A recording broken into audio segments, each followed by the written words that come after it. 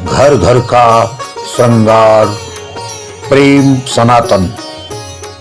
हमारे YouTube channel प्रेम सनातन TV को like करें, सब्सक्राइब करें और सबसे पहले वीडियो पाने के लिए आप घंटी के बटन को दबाएं। गैस एक ऐसी कॉमन बीमारी है जो आम तौर से हम सभी को परेशान किए है। जब कभी किचन में ख़त्म हो जाती है तो बड़ी समस्या करती है, लेकिन जब यही पेट में बननी शुरू हो जाती है तो समस्याओं को 1000 गुना कर देती है। गैस की परेशानी से हम सब परेशान रहते हैं। गैस पास हो तो प्रॉब्लम, ना पास हो तो प्रॉब्लम, अगर डकार आए तो प्रॉब्लम, ना आए तो प्रॉब्लम।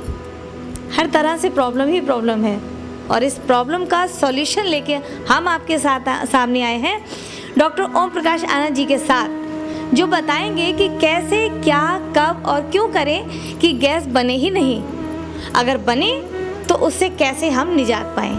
आइए जानते हैं गैस बनने के कारण और उसके निवारण, यानी उसकी होने की वजह और उससे समाधान। वायु विकार, गैस ट्रबल,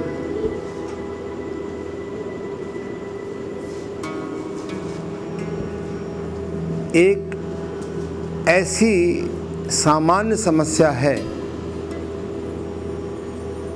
शुरू में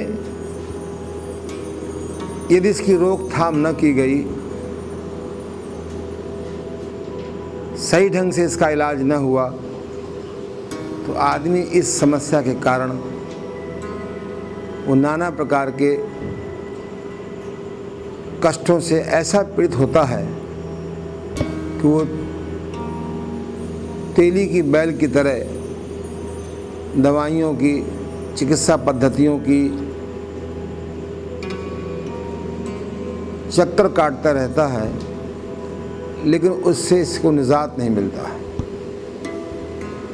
प्राकृतिक चिकित्सा के जनक जर्मन निवासी लुई कोने का कथन है, अनुभव है कि बीमारी चाहे जो हो,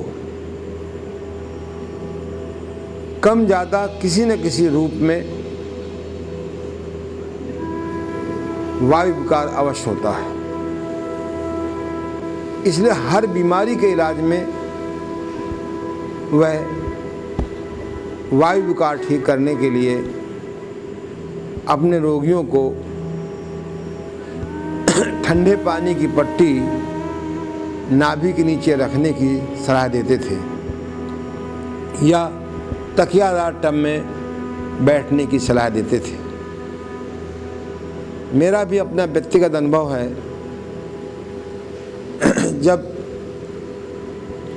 बीमारियों, दवाइयों और पद्धतियों से तंग आ गया और जब मैंने नेचुरोपैथी अपनाई, तो मेरे गुरुदेव स्वर्गीय डॉक्टर महाविशाल जी गुप्त, जो लुई कोने के परम भक्त थे, उन्होंने सबसे पहले मेरे वायु विकार को शांत किया।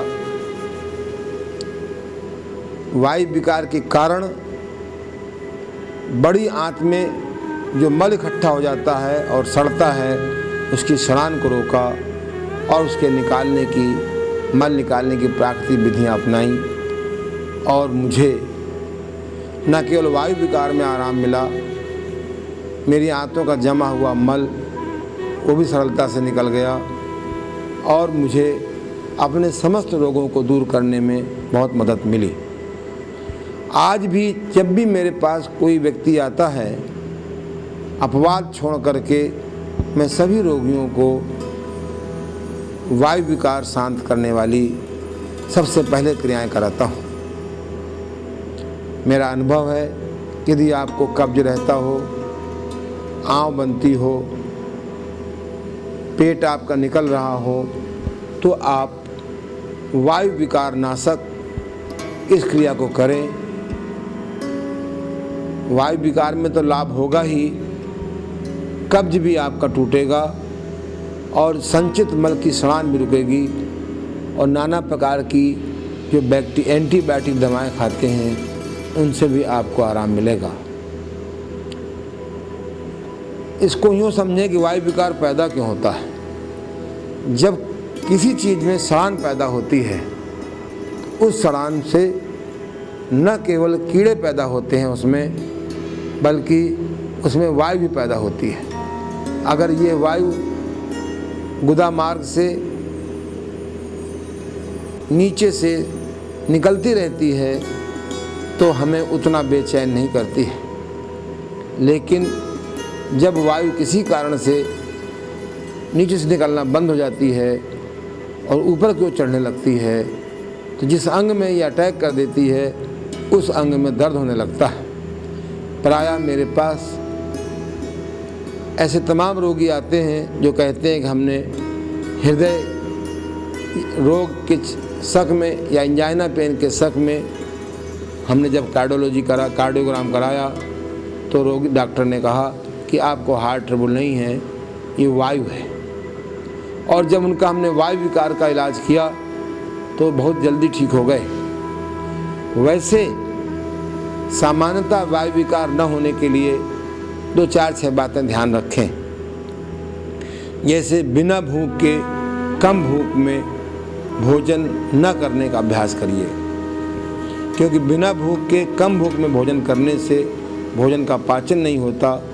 अगर पाचन किसी प्रकार से हो गया तो मल का निष्कासन नहीं होता, और जब मल का निष्कासन नहीं होगा तो स्वाभाविक है कि वो मल सड़ेगा, और मल सड़ेगा तो वायु विकार होगी।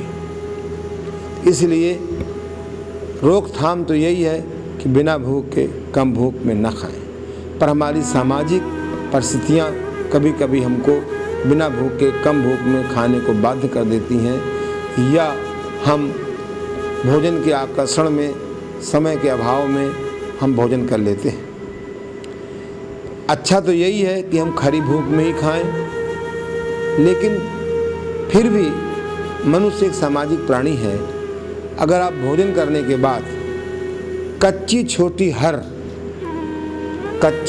हरड़ मुंह में डाल लें और उसको धीमे धीमे चूसें तो आधा 1 घंटे में वो गायब हो जाती है, और हमारे शरीर में कहीं भी वायु फंस गई होती है, जैसे वैक्यूम क्लीनर से हम वायु को खींच लेते हैं, ऐसे ही ये छोटी हर हमारे शरीर की कहीं भी बॉडी में गैस होती है उसको खींच लेती है और गुदा मार्ग से बिना आवाज़ किए हुए निकाल देती है। छोटी हरड़ के बारे में भाव प्रकाश निघंटु में कहा गया है, लिखा है कि अपनी माँ अगर किसी बात पर गुस्सा हो जाए तो बेटे को मनाने में समय लग सकता है, लेकिन अगर हमारी वायु विकार का आक्रमण हो गया है और अगर हम मुंह में हर रख लेते हैं तो 2-4-6 बार के चूसने से ही वायु विकार में शांति मिल जाती है।